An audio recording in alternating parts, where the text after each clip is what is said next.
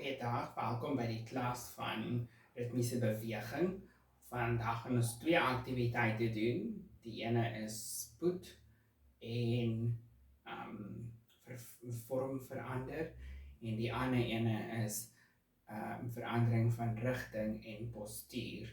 So die eerste ene saam met die liedjie is head, shoulders, knees and toes. Maar die heel belangrikste, ons moet altyd eers onthou om op te warm.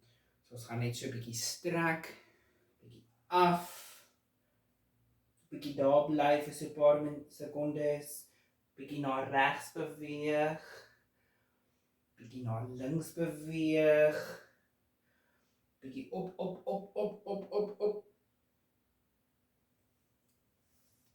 So beweeg, okay. Nou gaan ek die liedjie speel en die liedjie se naam is head, shoulders, knees and toes. So met elke woord gaan die leerders die spesifieke liggaamsgedeelte aanraak, soos head, shoulders, knees and toes.